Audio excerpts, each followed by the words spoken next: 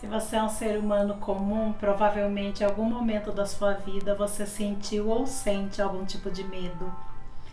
Isso não é uma falha, não é um defeito, porque nós somos condicionados desde pequenos. Na verdade, quando começamos a engatinhar, as pessoas à nossa volta ficavam ali tentando nos proteger o tempo todo, nos advertindo e falando não o tempo todo, e isso de uma certa forma nos tornou medrosos. Lógico que com o passar dos anos, os medos vão crescendo e vão tomando maiores proporções e gravidade. Hoje o capítulo 19 nos ajudará a ver como é possível usar o subconsciente para eliminar o medo. Bora lá? Título: Como usar a mente subconsciente para eliminar o medo. Um de meus alunos foi convidado para discursar no banquete anual de sua associação de classe. Ele me confessou que estava apavorado com o pensamento de falar para milhares de pessoas, muitas das quais importantes em seu campo de atuação. Ainda assim, venceu o medo da seguinte maneira.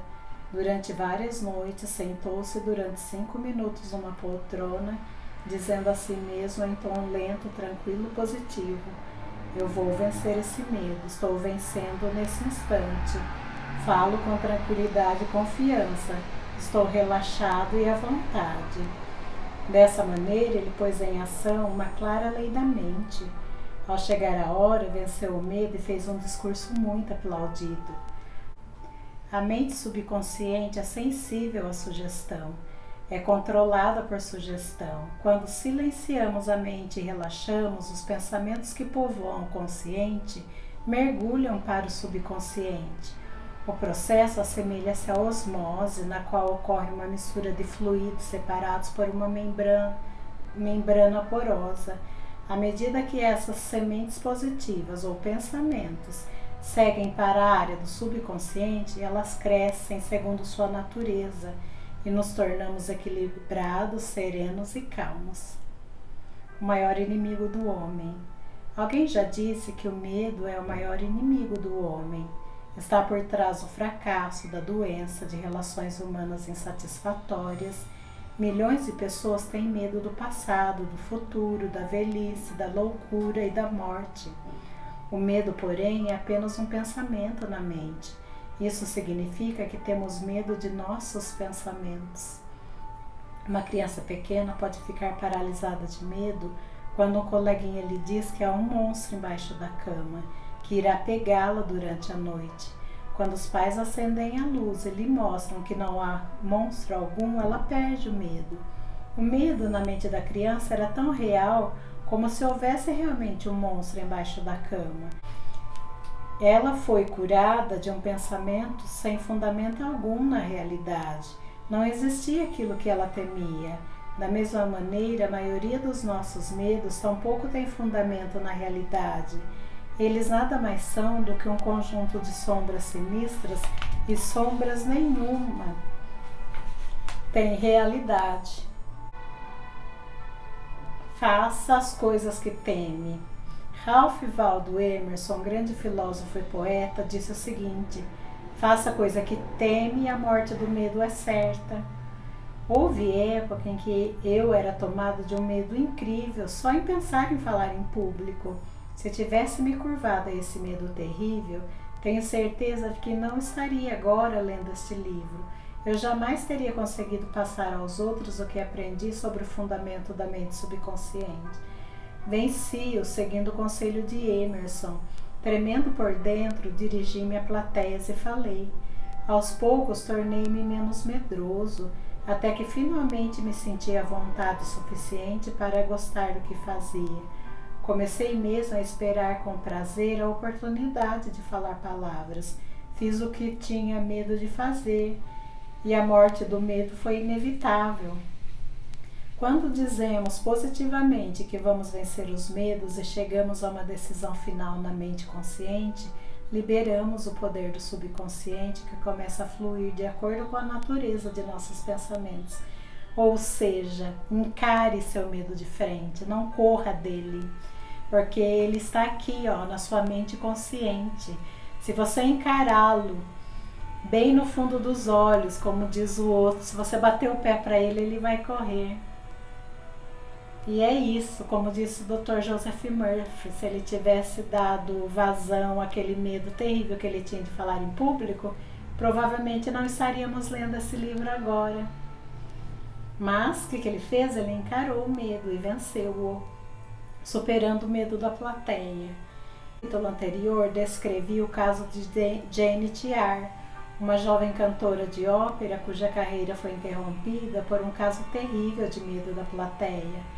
Ao ser convidada para um teste de voz com possibilidade de escolha para um papel importante numa ópera, compreendeu que essa bem que poderia ser sua última oportunidade de sucesso. Ainda assim, o nervosismo de enfrentar o público continuava tão forte como nunca. A menos que conseguisse vencê-lo, sabia que fracassaria mais uma vez. Como maneira de superá-lo, isolou-se em uma sala e fez o melhor que pôde para relaxar corpo e mente. Com o objetivo de repelir a sugestão de medo que lhe dominava o subconsciente, repetiu devagar, tranquila, convictamente as seguintes palavras: eu canto maravilhosamente bem, sou equilibrada, serena, confiante e calma. Repetiu essas palavras de 5 a 10 vezes e cada vez. Ao fim de uma semana, sentia-se equilibrada e confiante. Ao chegar a hora, fez um teste brilhante. Se você adaptar o mesmo procedimento a qualquer situação em que se encontre e levá-lo até o fim com seriedade e confiança, a morte do medo será inevitável. Medo do fracasso. Frequentemente recebo visitas de estudantes de universidade próxima. Uma queixa comum a muitos deles é o que podemos chamar de amnésia por sugestão durante os exames. Eles me contam sempre a mesma história. Antes do exame, sei a matéria de cor e salteado. Lembro-me de todas as respostas depois. Mas, quando estou na sala olhando para a prova, dá um branco em mim. Quem nunca? Muitos de nós tivemos experiências semelhantes. A explicação desse fato está em uma das grandes leis da mente subconsciente. A ideia que se transforma em realidade é aquela a qual damos atenção mais concentrada. Lembra a história que tudo que a gente concentra aumenta, se expande? Conversando com os estudantes, descobri que a ideia que davam mais atenção era a do fracasso. Como resultado, era fracasso que o subconsciente transformava em realidade. O próprio medo do fracasso cria a experiência de fracasso por amnésia temporária. Uma estudante de medicina chamada Sheila B. era uma das mais brilhantes da classe. Mesmo assim, quando fazia uma prova oral ou escrita, dava um branco nela ao ouvir ou ler as perguntas mais simples. Expliquei-lhe a razão desse fato.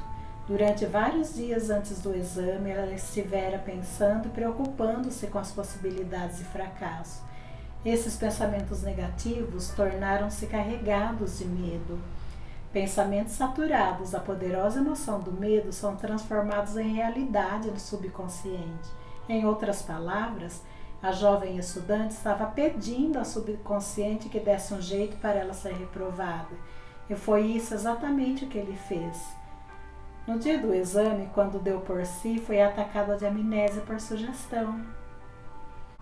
Como ela venceu o medo? Estudando o funcionamento da mente subconsciente, Sheila aprendeu que nela havia o tesouro da memória.